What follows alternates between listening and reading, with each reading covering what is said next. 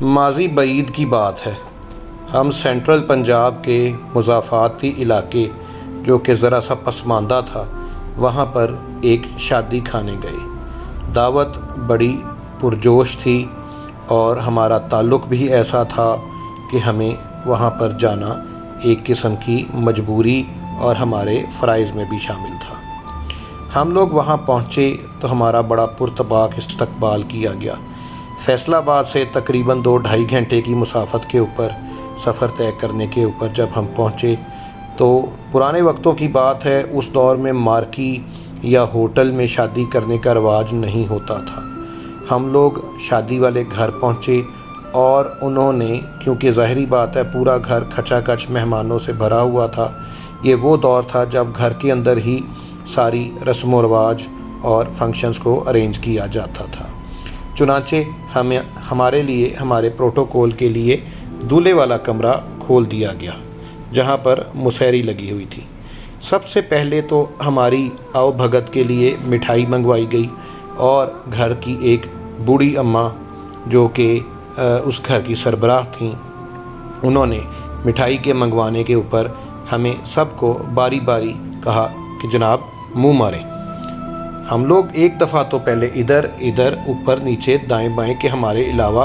کوئی اور مخلوق بھی یہاں موجود ہے جس نے اس مٹھائی کے اندر منہ مارنا ہے، لیکن پھر 2-3 دفعہ ان کے یہ اصرار کرنے کے اوپر کہ سر جناب منہ ماریں، ہمیں یہ احساس ہوا کہ یہ ان کی ایک پروٹوکول کی قسم تھی جس کے تحت وہ ہمیں مٹھائی میں منہ مارنے کو کہہ رہی تھیں۔ وہاں پر کیونکہ ہم لوگ 2-2.5 گھنٹے کی مسافت طے کر پہنچے تھے تو انہوں نے ہمیں یہ شرف بخشا کہ آپ تھوڑا سا سستا لیں، کوئی بات نہیں، بیڈ پر لیٹ جائیں تو اپنی تھوڑی بہت نیند پوری کر لیں۔ نیند پوری کرنے کے لیے ہم بیڈ پر لیٹتے تھے، کبھی اٹھتے تھے، کیونکہ ظاہری بات ہے وہ مسحری والا بیڈ تھا اور دولہا دلہن کے لیے تیار کیا گیا تھا، تو ہم ذرا سے ریلکٹنٹ تھے کہ ہم اس مسحری والے بیڈ کے اوپر نہ لیٹیں۔ بہرحال ان کے اصرار کے اوپر تھوڑا سا سستانے کی کوشش کی اور ان کی خواہش تھی کہ میں لائٹ آف کر دیتی ہوں، آپ جو ہے وہ یہاں تھوڑا سا ریسٹ کر لیں، فنکشن میں ابھی 1-1.5 گھنٹہ ہے۔ ہم لوگ ڈر کے مارے کہ لائٹ بند کرنے کے نتیجے کے اندر دولہا اپنے کسی جذبات میں لبریز ہو کر ہمارے اوپر اندھا دھند نہ چڑھ دوڑے۔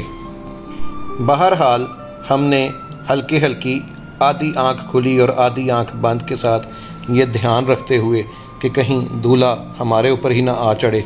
اس چیز کا پورا خیال رکھا کہ ہمارا ریسٹ بھی ہو جائے اور ہماری حفاظتی تدابیر بھی پوری رہیں۔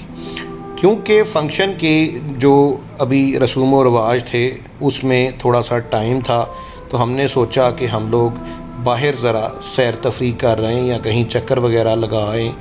تو ابھی تو کھانے شانے میں دیر ہے،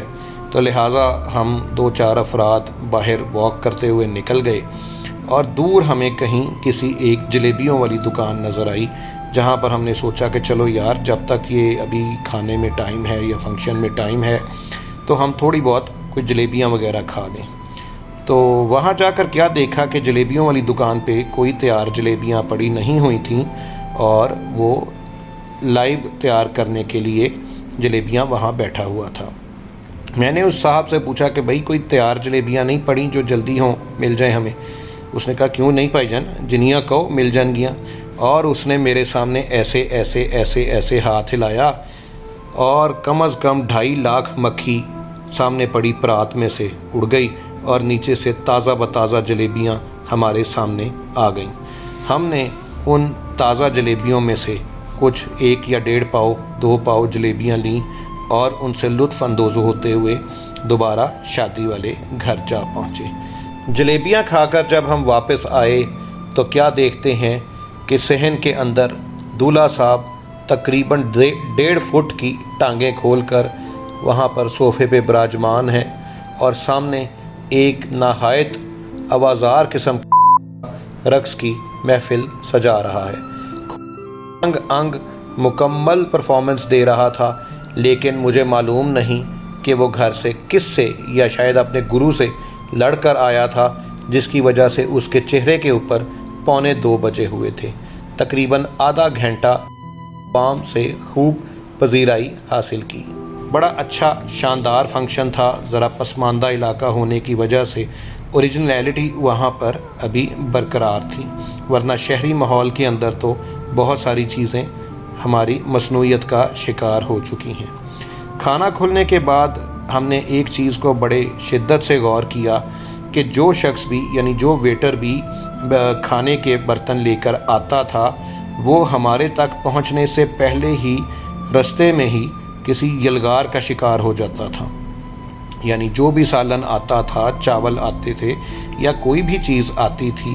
وہ میں منظر آپ کو یہاں پر الفاظ میں بیان نہیں کر سکتا. وہ ہمارے تک پہنچنے سے پہلے ہی وہاں پر اس کا تیا پانچا ہو جاتا تھا.